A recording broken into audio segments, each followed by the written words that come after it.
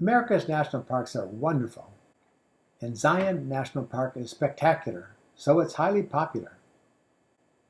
The good news is that the National Park Service has worked very hard to try to accommodate the crowds. The bad news is that accommodating the crowds has led to some limitations about where you can go with your dog. First, let's take a look at a map of Zion. And at the top, I've put the National Park Service's website for Zion National Park. This map came from that site. The park itself is very large. When most people think and talk about Zion, they're talking about this portion down here. Here's a detail map of that smaller section. There are two entrances, the south entrance and the east entrance. As you can see, the visitor center is very close to the south entrance, and many people, probably most people, enter the park from the south entrance. I'll get back to more of the details of this map in just a minute. First, some suggestions about what to do at Zion. By all means, check out the visitor center. They're a great source of information about the park and background information related to the park. One of the things on your list has to be to take the 12-mile drive between the visitor center and the east entrance. There are several turnouts, and you should stop at every one of them. If you enter from the south entrance, then you'll need to drive to the east entrance, turn around and drive back, and you won't mind a bit. The scenery is so spectacular, you'll be glad to see it twice.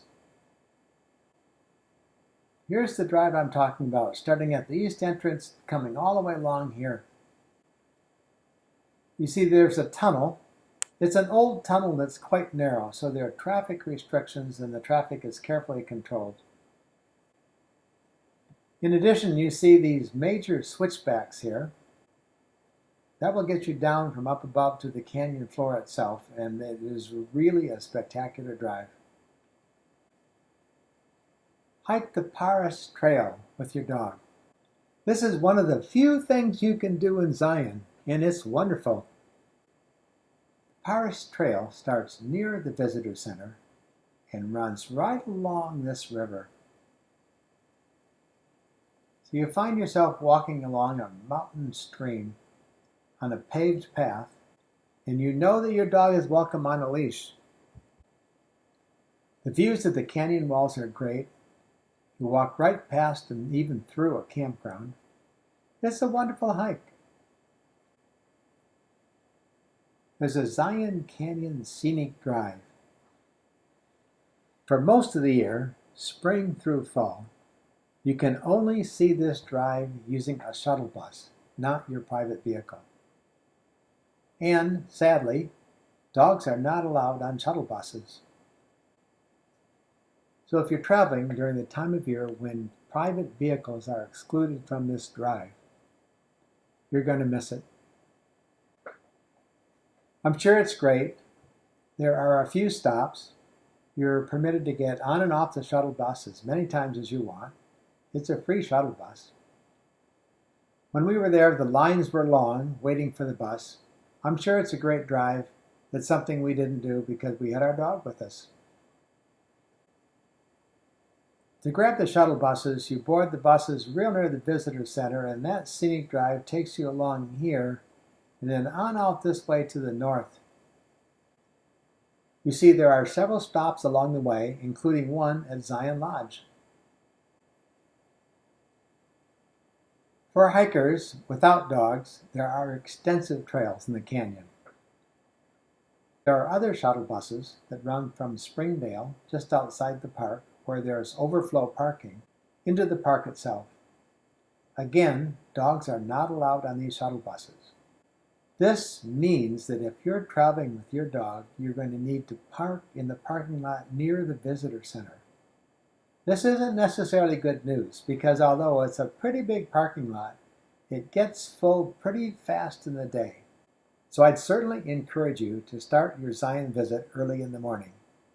Park at the visitor center, and you'll be all set. Looking again at the large map of Zion National Park, here's the east entrance. Here's the south entrance. And there's a third entrance to the park, almost an hour's drive away, way up here in the northwest part of the park. It takes you to a vista point here. You see it's only a short drive from Interstate 15. Springdale, where the overflow parking is just outside the south entrance, right here.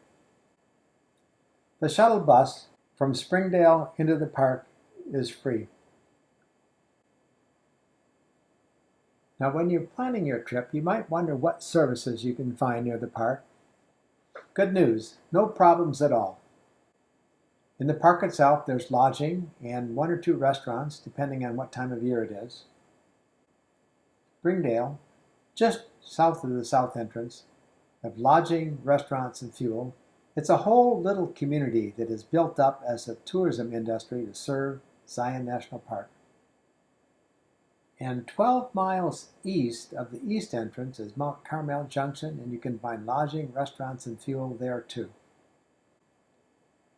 Now, many people that are traveling with a dog are camping, either tent or RV camping, and there's great news. There are lots of places to camp within an easy, manageable drive of Zion. I've put the little red balloons at campsites not too far from Zion. And in case you don't know it, here's the internet address for the website that the government runs for its campsites.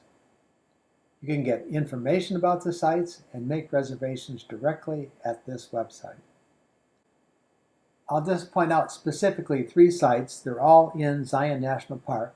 There's the Zion South, the Zion Watchman, and the Lava Point campgrounds. If you're looking for information about sites outside the park, such as the ones I've shown here with the little red balloons, here's a couple of internet addresses that will get you started. This is an area that's really rich in campsites because it's so popular. And speaking of popular, when you're at Zion, you're really pretty close to several other destinations in Utah and Arizona that are really popular.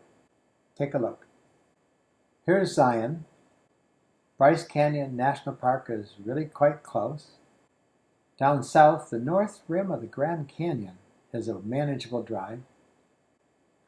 Glen Canyon and Lake Powell are within reach, and a bit further west is Monument Valley. This is where a lot of the old westerns were filmed. Cedar Breaks National Monument is just a bit north of Zion. Further north is Capitol Reef National Park, Canyonlands National Park, and up near I-70 is Arches National Park. So this area is just really rich in our national park resources. These destinations make a great road trip. Let me just put Zion in the context of the map for you. You get to the south entrance of Zion using Highway 9, either from Interstate 15 here or Interstate 15 from further south. The east entrance is right here, and you reach it using, again, Highway 9, but from US 89. And just one more thing about road tripping and reaching Zion. If you're coming from the west, you may be coming through Carson City or Reno. People advised us to take Interstate 80, but we used US 50. This used to be called the loneliest highway in America, and in fact, it was a really desolate, lonely highway. Well, it's still a fairly desolate region, but very scenic. It's not particularly lonely, and I highly recommend taking this route across Nevada. In addition to being scenic, it takes you right near Great Basin National Park. The Lehman Caves are here, and they are quite a sight to see. You can book tours, and you should, because they're popular and they fill up fast. So there you have it, some tips and comments about traveling to Zion National Park with your dog. It's a spectacular park, and I recommend going. But at the same time, there are strict limitations about what you can do with your dog. So plan carefully and enjoy.